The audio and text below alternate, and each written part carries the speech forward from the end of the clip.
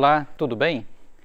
Pi é nossa saudação matemática. Meu nome é Alex Duarte, sou matemático e está aqui conosco a Carla, intérprete de Libras, para juntos assistirmos a mais uma aula do Enem. Estamos resolvendo as questões do Enem 2020. Seja bem-vinda, seja bem-vindo. Vamos estudar juntos? Nós estamos já na aula 10 do Enem, então nós estamos conseguindo fazer mais ou menos um ritmo de 3 exercícios por aula, ok? Então, componente curricular é matemática, estamos no terceiro bimestre, semana 1. Muito bem, lembrando que nós estamos sempre tomando como base a prova azul, para você ter uma referência da numeração das questões. E lembrando também que o INEP é o portal oficial do Enem. Na aula de hoje, quais são as habilidades que nós iremos explorar? Interpretar e utilizar o símbolo de porcentagem, resolver problemas que envolvam o cálculo de porcentagem e resolver problemas que envolvam o cálculo do número de elementos da união de conjuntos, né? Então hoje está um pouco mais light, né, gente? E também resolver problemas que envolvam cálculo de volume ou capacidade de blocos retangulares expressos em unidade de medida de volume ou em unidade de medida de capacidade, ou seja, litros ou mililitros. Eu comentei aqui mais de uma vez que a geometria espacial é um tema muito comum no Enem. Às vezes, dependendo da prova, até mais comum do que geometria plana. Por quê? Para explorar a própria geometria espacial, nós precisamos também de conceitos da geometria plana. Então, nós começaremos com a questão 167, que diz: o quadro representa os gastos mensais em real de uma família com internet, mensalidade escolar e mesada do filho. Então, o quadro informa internet R$ 120, a mensalidade R$ 700 e a mesada do filho R$ 400. No início do ano, a internet e a mensalidade escolar tiveram acréscimos, respectivamente, de 20% e 10%. O que significa, respectivamente? A internet 20% e a mensalidade 10%. Necessitando manter o valor da despesa mensal total com os itens citados, então a despesa vai permanecer fixa, a família reduzirá a mesada do filho. Qual será a porcentagem da redução da mesada? Alternativas: 15%, 23,5%, 30%, 70% ou 76,5%. Então vamos ver. Então, a primeira coisa que a gente pode fazer é verificar quanto que é esse total que vai estar fixo para ser disponibilizado mensalmente. Os 120 mais os 700 mais os 400 totalizam R$ 1.220. Então, isso não vai poder mudar. Talvez seja a primeira coisa que a gente devesse fazer nessa questão. Então, vamos calcular o novo valor da internet em reais. Bom, você pode fazer de duas maneiras isto. Você pode calcular os 20% separadamente e aí você acrescenta no valor da internet, ou você já pode, de uma vez, pensar assim, 100% mais 20%, o aumento, o resultado final vai ser 120%. Aí você não precisa somar, então poderá ser mais rápido. Então vamos fazer aqui, nós temos aqui 100% corresponde a R$ 120 e 120% corresponde a X. Como são, é uma situação diretamente proporcional, nós vamos multiplicar cruzado. E aí nós vamos obter o seguinte aqui, 100 vezes X igual a, do outro lado, 120 vezes 120. Ok? E aí uma coisa que nós já podemos fazer para facilitar é isso aqui, simplificar 2 zeros à esquerda com um zero aqui à direita e outro zero aqui à direita. Então significa que ficou 1 vezes x é x mesmo e 12 vezes 12, 12 ao quadrado é 144. Então a internet subiu para R$ 144. Perfeito? Vamos em seguida verificar o outro aumento. Vamos calcular o novo valor da mensalidade escolar em reais. Novamente, se ela subiu 10%, você já pode calcular 110%. Então, aqui a gente fez o mesmo esquema do aumento da internet. 100% correspondem a R$ 700, 110% correspondem a Y. né? Então, aí você já tem o resultado diretamente. Vamos novamente multiplicar cruzado. Tá? Em relação ao y, alguns alunos me perguntam, mas por que você não usou x de novo? Pode, né? Mas o ideal é que na matemática a gente não repita a mesma letra para significar um conceito ou um resultado diferente, porque você mesmo pode se confundir. Né? Se você usou x duas vezes, além de matematicamente incorreto, na pressa ali, no afã de fazer a questão, você pode confundir o primeiro x com o segundo x. Então, eu prefiro sempre trocar o nome da variável, então chamei de y. Multiplicando cruzado novamente, ficou assim, ó, ficou 100 vezes y de um lado igual a 110 vezes 700 do outro. E aqui tanto faz quais zeros que você vai escolher para cortar, né? Por exemplo, se você escolher agora cortar só em um lugar, ó, corta os dois daqui com os dois dos 700. Poderia ter também cortado um de cada um também. Ok, então continuando, novamente, do lado esquerdo ficou somente 1 vezes y, que é y, e do lado direito ficou 110 vezes 7. Então, sem muita dificuldade, o y ficou 770. Ok? Maneira rápida e fácil de pensar, né? 10% é 1/10. Né? Então, 10% de R$700 são R$70. 700 mais o aumento de 70 vai dar R$770. Ok? Da mesma forma, 20% equivale a aumentar 1/5. Bom, então quanto que vai ser a nova mesada? Né? Os 1.220, que eram o valor total, nós vamos descontar o novo valor da mensalidade escolar, que é 770, e o novo valor da internet, que é 144. Fazendo essa conta, deu R$306, para que o total não seja alterado. A redução na mesada do filho foi de... Então, cuidado agora, tá? Na hora que a gente está fazendo essa conta, ó, 400 menos 306, para ver quanto sobrou para o filho, estamos falando em valores absolutos. A nova mesada dele vai ser de R$94. Mas e em termos de porcentagem? Quando estamos falando em porcentagem, estamos falando em valores relativos. E aqui eu vou abrir um parêntese, tá? Exatamente por porcentagem tratar de um valor relativo é que a referência da porcentagem é extremamente importante. Então, se você tem, por exemplo, um valor que aumentou 10%, para voltar, você não vai voltar 10%. Por quê? Porque sua nova referência é o valor depois de aumentado. E, aliás, a porcentagem foi inventada exatamente para isso, porque se eu te perguntar R$94 é muito? São muito ou são pouco? Você vai falar, uai, depende. R$94 relativos a 306 vai dar uma coisa significativa. Mas se fosse em relação a 1 milhão, seria pouco significativo. A porcentagem foi inventada exatamente para você ter uma referência fixa, ou seja, um número em relação a 100. E outra coisa legal de você lembrar, ainda dentro dos parênteses, é isso aqui, ó. Quando você tem uma porcentagem qualquer aqui, então parênteses, tá? 5%, isso aqui é literalmente 5 por 100. Daí o nome porcentagem, que em decimal vai dar 5 centésimos, 0,05.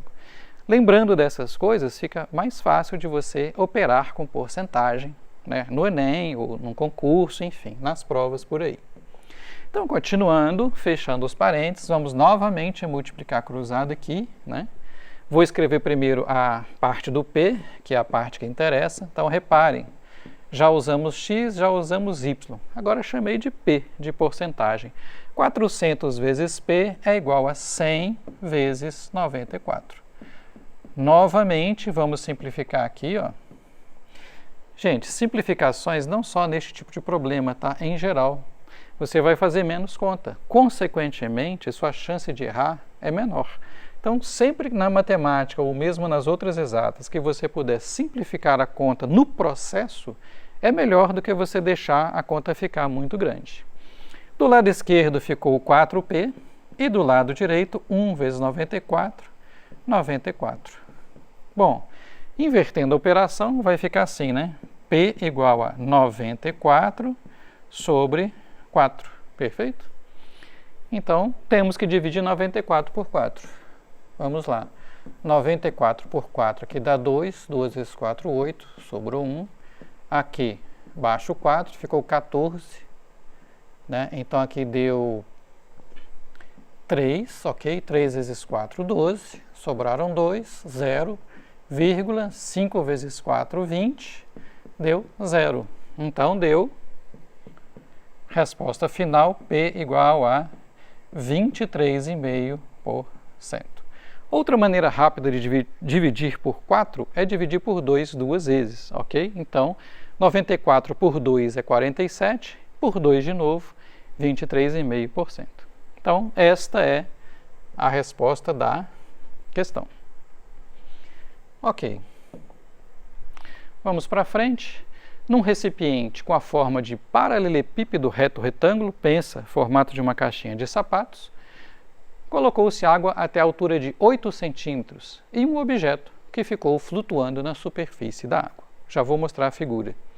Para retirar o objeto de dentro do recipiente, a altura da coluna de água deve ser de pelo menos 15 centímetros, né, para a pessoa conseguir colocar a mão e tirar. Para a coluna de água chegar até essa altura, qual vai ser a estratégia? Colocar dentro do recipiente bolinhas de volume de 6 centímetros cúbicos que vão ficar totalmente submersas, totalmente dentro da água.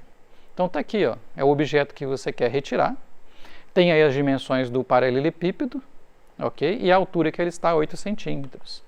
Pergunta o número mínimo de bolinhas necessárias para que se possa retirar o objeto que flutua na água. Seguindo as instruções, é de 14, 16, 18, 30 ou 34. Então aqui eu fiz um desenho para representar o seguinte, ó. Vem comigo, por favor. Você vai colocar aqui algumas bolinhas, tá, dentro da água. Quando você fizer isso, naturalmente o nível vai subir. E o nível tem que chegar, né, até 15 centímetros. Se já tem 8, para chegar em 15, faltam aqui, ó, 7 centímetros. E ainda vão sobrar 2 centímetros ali em cima, né? Porque não é preciso a água chegar na borda para você conseguir pegar o objeto, segundo o enunciado. Isso significa o seguinte, que o volume dessas bolinhas que você vai colocar aqui é exatamente igual a esse volume da água que subiu, né? É o princípio de Arquimedes, né, da física.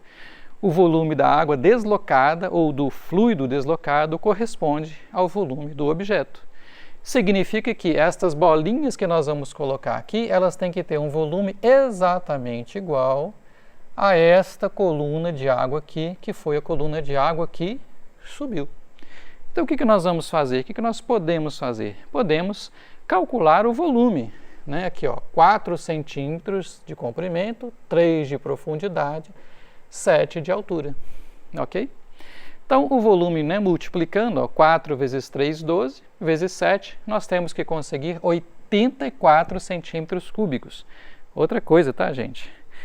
Pessoas, lembra que eventualmente as unidades podem não estar compatíveis numa questão do Enem. Aqui elas estão compatíveis. Todas são centímetros, o volume da bolinha está em centímetro cúbico, o volume que acabamos de calcular em centímetros cúbicos, ok?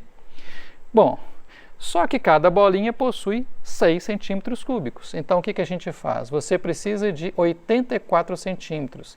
Dividido pelo volume de cada bolinha, vai dar 14. Ou seja, o volume total dividido pelo volume de cada bolinha te dá a quantidade de bolinhas. Tá? Então, essa questão não era assim tão difícil, mas a gente tinha que pensar assim, né?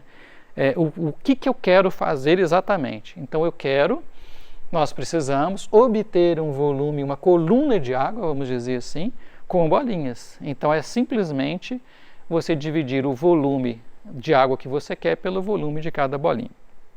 Eu gostaria, antes de passar para o próximo, chamar a atenção para outra coisa, tá? Outra situação que pode acontecer no Enem, e é diferente, tá? Repara que aqui o volume das bolinhas, vamos dizer assim, foi totalmente aproveitado. É diferente de você ter uma caixa na qual você vai colocar as bolinhas e você vai se perguntar quantas bolinhas cabem. Porque aí, o que acontece? O espaço entre as bolinhas não pode ser desprezado. Aqui o volume das bolinhas é literalmente igual ao volume que você quer, né? Porque você está trocando bolinhas, vamos dizer assim, bolinhas de água por um paralelepípedo de água. Mas na segunda situação que eu citei, não, isso não é verdade, né?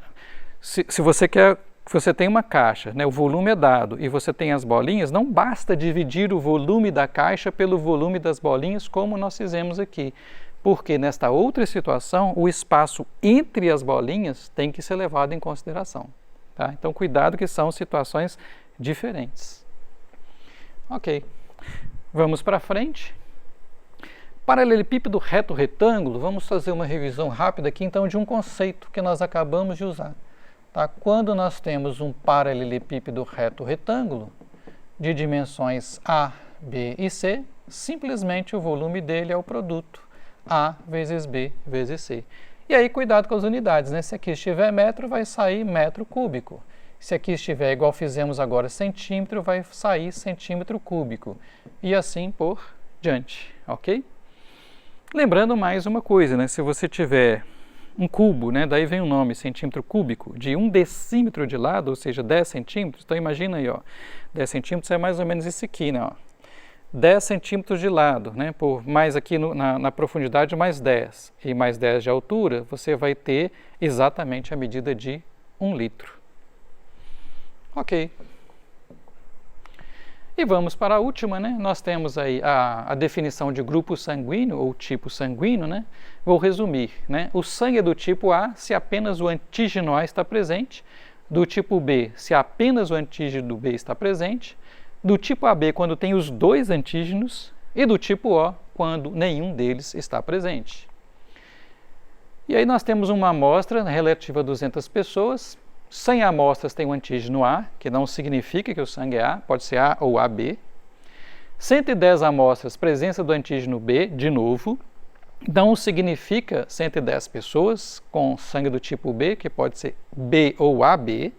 E 20 amostras, nenhum dos dois está presente, aí sim, sangue do tipo O. E a pergunta é exatamente as pessoas que têm, a quantidade, né, que tem o tipo sanguíneo A. 30, 60, 70, 90 ou 100. Então a gente pode fazer um diagrama, sempre aquela sugestão, gente, tá? Começa sempre da região de interseção, porque se nós chamamos de X aqui, ó, e nós sabemos que nós temos 100 pessoas com antígeno A, ou seja, que esta região aqui tem 100, se já tem X na interseção, sobrou para cá, 100 menos X. E da mesma maneira, né? Se esta região aqui, ó, que agora estou destacando em outra cor, tem 110 e já tem X na interseção, quanto sobrou para cá? 110 menos X. E lembra que tem 20 pessoas que não têm nenhum antígeno, ok? Então agora o que nós vamos fazer? O que nós queremos é essa meia-lua aqui, ó. Quantas pessoas que têm somente o antígeno A, que são as pessoas que têm sangue do tipo A.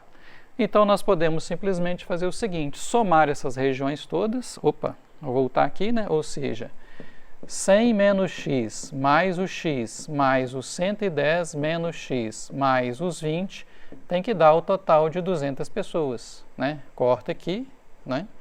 Ficou 100 mais 110, 210, mais 20, então ficou 230 menos x igual a 200, ok? Então, invertendo aqui, 230 menos 200 igual a x, o x igual a 30. Última dica, né? Não vai sair correndo marcando a resposta da questão, porque a pergunta, lembra, é quantas pessoas tem na meia-lua. Então, aqui, ó, 100 menos x, 100 menos 30, quantas nós temos aqui? 70 é a resposta da questão, ok? Então, questão de conjuntos. O que nós vimos hoje? Começamos com porcentagem, falamos de paralelepípedo reto retângulo, falamos de volume, ok? Especialmente o volume do paralelepípedo reto retângulo, e falamos de conjuntos. Esse tipo de diagrama se chama diagrama de Venn. E falamos um pouco sobre união e sobre interseção, ok? Essas aqui são as nossas referências, né, para a construção da nossa aula, duas coleções do ensino médio. Perfeito? Uma que é em 10 volumes, tá? E outra que é um volume único. Muito obrigado pela sua participação e nós esperamos você na próxima aula de resolução do Enem de Matemática de 2020, o Enem mais recente. Obrigado.